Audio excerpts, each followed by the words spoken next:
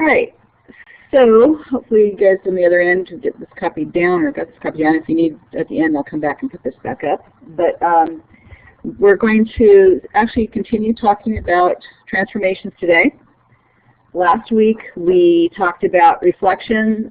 You had an opportunity to do a lot about reflections on your own time. How many of you guys did the extra credit for the reflections? You got it turned in? A couple of you guys? I would suggest really take the time to do that, okay? It's 20 points. You got spring break, you can actually take a little bit of time and maybe get that done. It's 20 points, and some of you guys probably could use it for your grades, right? Might make you bump your grade up to the next grade just by doing that. So take advantage of that and do that. I have a couple extras here if you weren't here last week, but it's also, it was emailed to pretty much everybody. So take care of doing that. It'll help you learn more about reflections, number one, and number two, it's going to help your grade. So today we're going to have the opportunity to talk a little bit about rotations and dilations. We're going to spend most of our time on dilations and maybe a little bit of time on rotations. And again, to finish up one of these you'll need to have finished before you leave.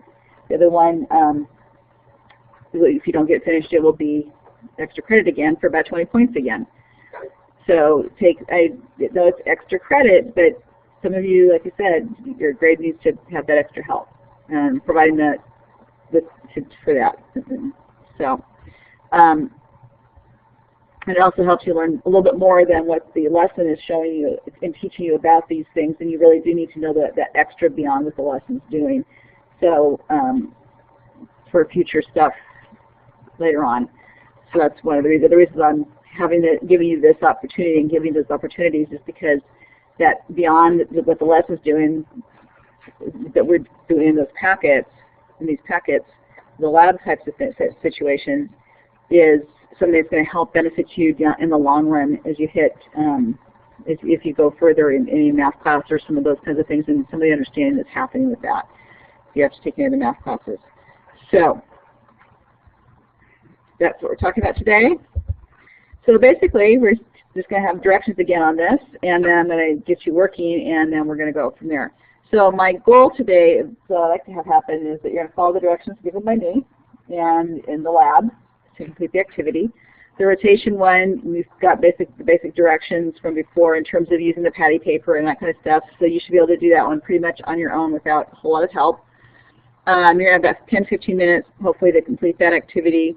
If not, that will probably be the one that you can do at home because you don't need as much direction on that one, and that'll be the extra credit one. But you should, again, try that because it's kind of an interesting thing to work with, and again, extra credit. Then we're going to spend most of our time doing the dilations activity, which you'll need a little bit of help with. Okay? So we're going to start with the dilations activity. If you get it done once you get going on your own, then go to the rotations activity. And we're going to spend the last little bit, like 15 minutes or so of class, kind of summarizing what we've learned about rotations, about dilations, and or bringing everything together in terms of some of the transformations we talked about. So that's our day today. Okay, and you have those packets in front of you because you picked those up. So let's go to not the rotation one, but the dilation one, which has the pattern blocks. These things.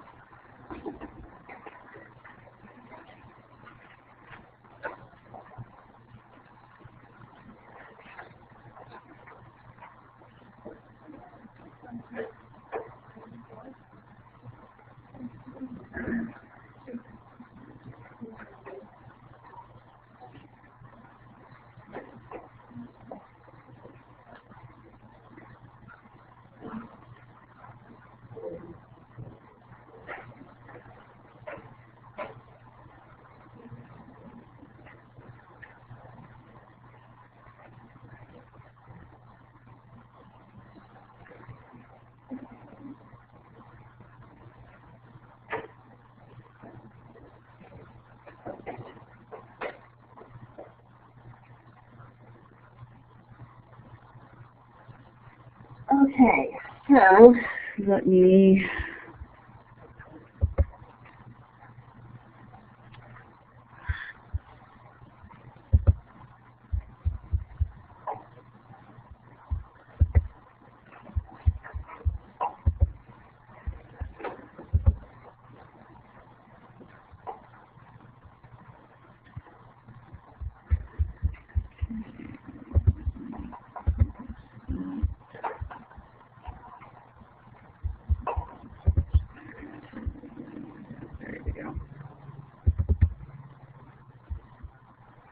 Okay, so this is the page you should have in front of you.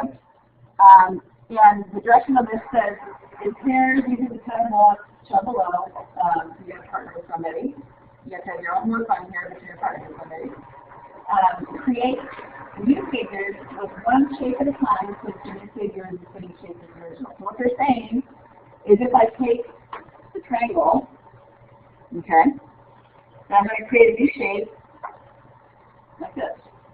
It's a triangle. Okay? So this triangle, so if this is length 1, this triangle is now length 2, right? So all the sides are 2, or this goes just 1. Okay? Now, and that shows you the example right there as well. And so that's the next one. So if we wanted to make one even bigger than that, we had length side 2, the next would be length side 3, and I could take this piece right here,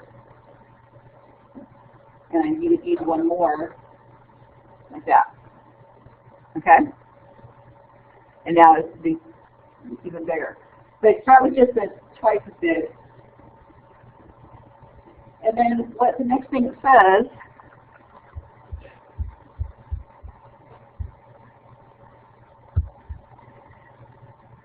it's going to ask you to fill in the table below to investigate the lengths and areas of the figure made from the equilateral triangle. Okay, so the new one you made. So you start with the figure, and it's showing you the original starting figure. And it tells you to get some information. It says the length of one side of this triangle. Okay, and then it asks you to find the area of this. Okay, and this needed to cover the areas needed to cover, or a number of triangles needed to cover the figure. So one triangle would cover this figure, 4 triangles would cover that figure, and so on. The benefit is something else. It says distance from eye to small triangle. So what they're going to ask you to do is, have this bigger triangle laying on your desk, and then you're going to kind of stand over it and put the smaller triangle here and see, as you're looking straight down, when this one completely covers this one. So if I'm backing up here, I'm about where the point where this triangle, if I'm looking at this triangle, if I have to kind of use one eye to do it, but this triangle now completely covers the other triangle. I cannot see this triangle when I'm looking at this triangle. Okay? Does that make sense? Then you're going to measure the distance from the eye to the small triangle. Okay? And then the distance from the eye to the enlargement. So you're going to come up here and it's going to be closer on the desk. And I've got rulers, so you have to kind of do the best estimate as accurate as possible. You're going to measure how far it is from my eye. I need to be careful not to poke somebody's eye, okay? Eye to this, okay? And then from here to there. And if you look at that, I would venture to guess that the distance from my eye to here and from there to there is about the same. Is that about right? What you're seeing? Is that the same? Okay. All right, for this one. I wonder if that would change if I put this part up like I had up there before. I wonder if I have to be further away. Okay, and I wonder what that relationship would be. But anyhow, that's what we're going to do. And so then it says, it says 2 units. So this one was 2 units, and then we had to do one that was 3 units, right? You see that? Make sense? Okay. Then the same thing for the square. Now do the same thing for the square. And you're going to have to make a table just like, they didn't provide you with the table this time, so you're going to have to make the table this time, right? Just like the triangle one. And so this up here, they said do the area in square units or the number of triangles needed to cover the figure. Okay? So you can do the number of triangles.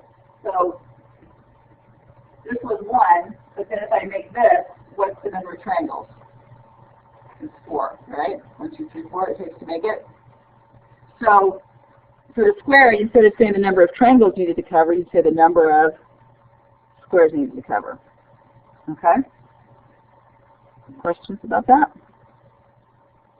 So once you've done that, you're going to do the triangle, the square, the rhombus, and then you're going to be looking for some patterns, because then there's the next questions after that that say, let's look for some patterns. What do you think is going to happen to the area of all figures as you double the length? What if you triple the length? What can you generalize? So you're going to ask you to generalize some information here. All right? And then what happens if you try it with the trapezoid? And the trapezoid and the hexagon. So what I ask you to do is these shapes first, and once you've done that, type of patterns, and ask it, what does that be? What do you think? All right? I know there's more pages in here, but we're going to stop with that for right now. I'm going to give you about 15 minutes to kind of get that done. And then we'll look at the next thing. Okay?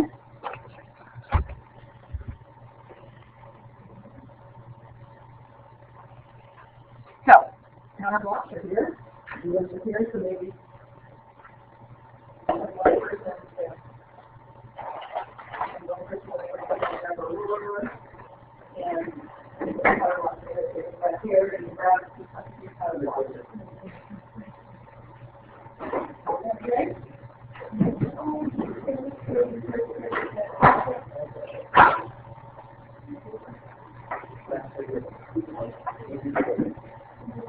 But if you need to come out, you can grab triangles right now, but into that and grab squares and that stuff, so you can get all the way from that.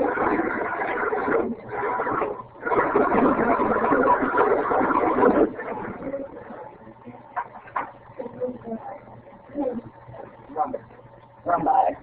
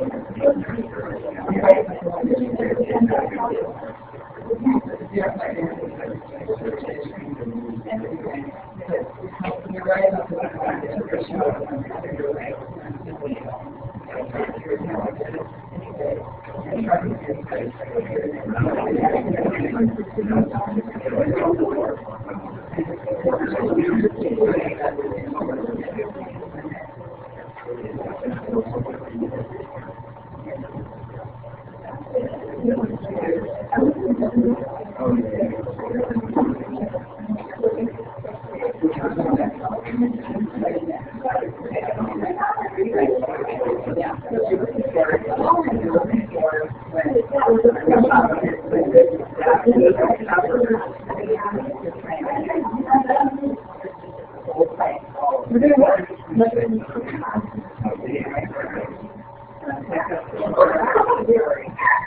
About there.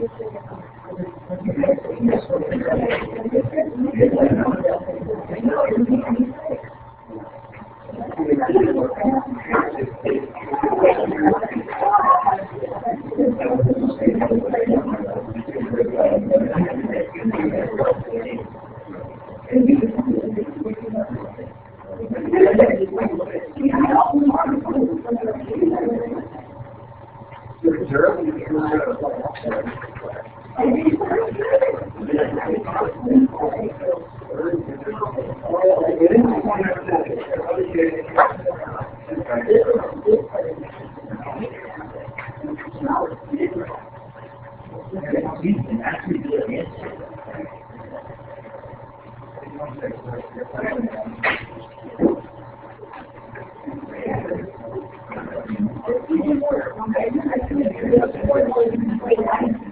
right.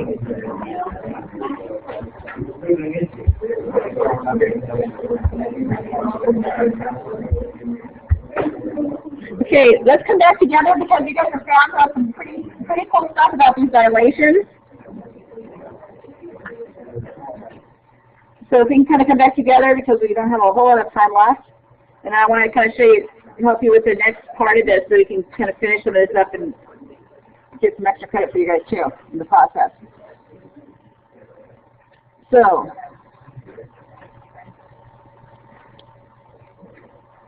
all right, you guys had some really good discussions on this, and I hope you've been enjoying doing this activity.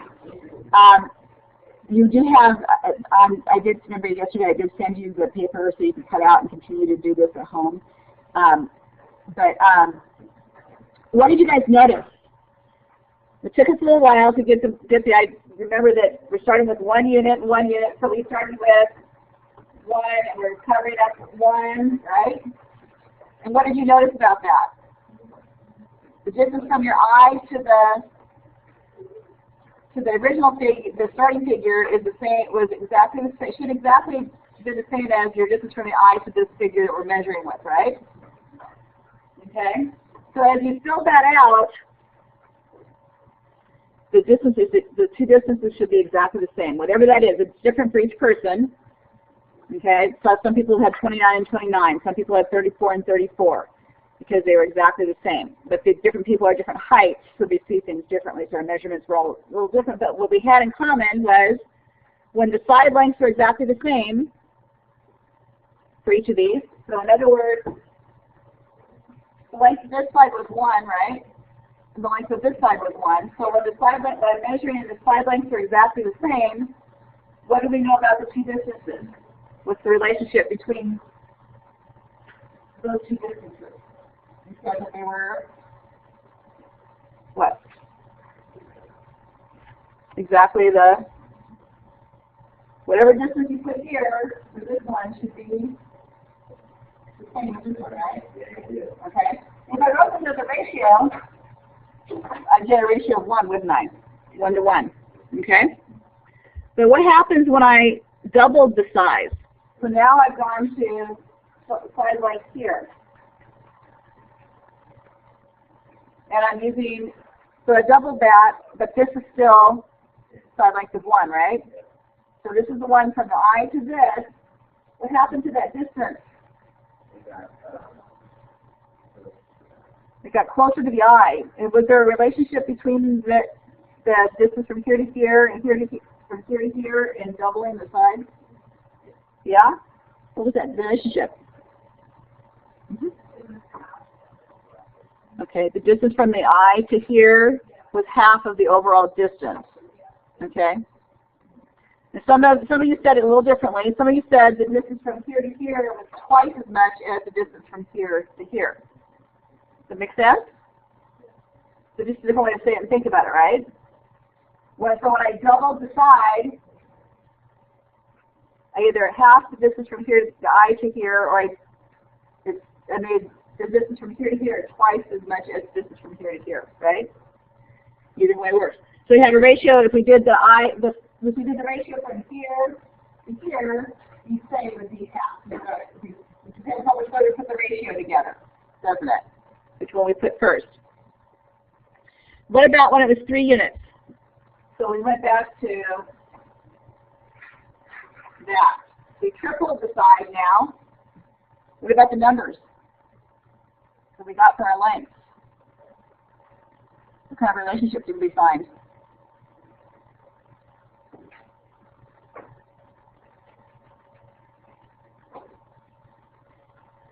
What kind of number did you get for this compared to this number? About a third of it. So if I did a ratio from here to here, it would be 1 to 3. Or if I went from here to here, it would be 3 to 1.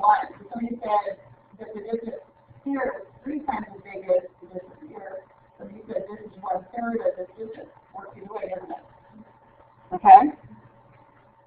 think that's going to work for all the shapes that way?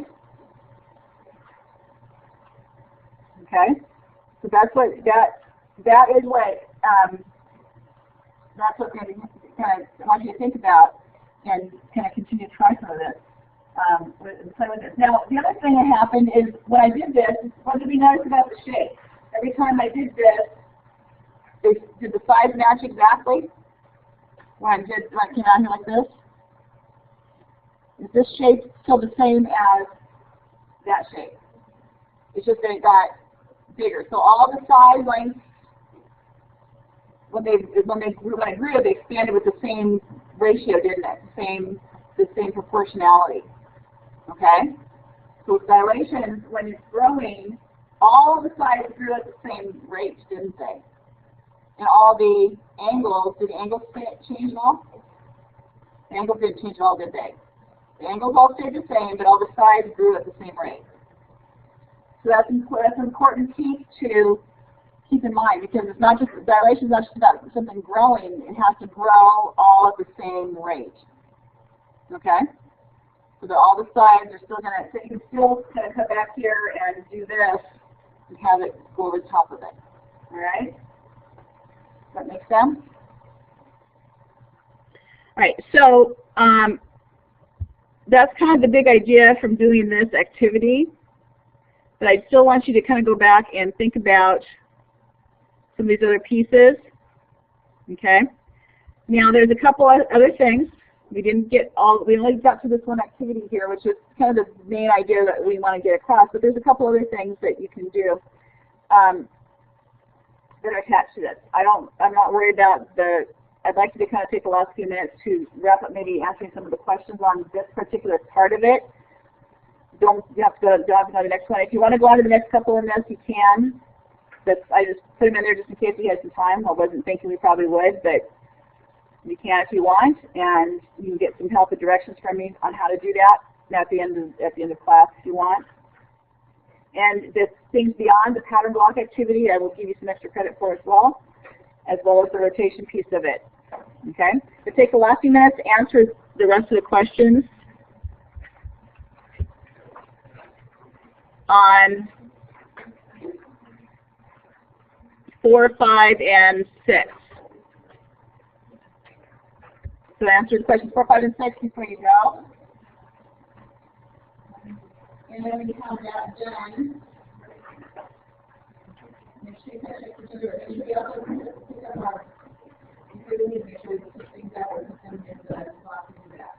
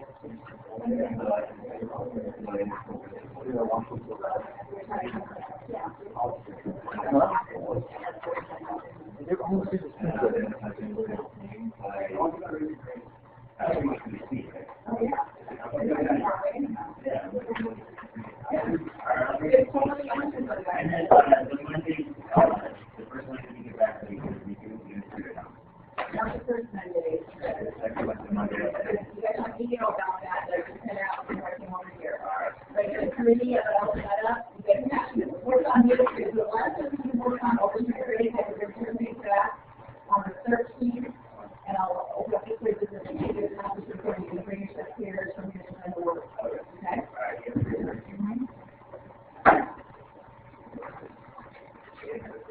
Welcome with me. And let's have a nice break. I forgot to tell you that. See ya.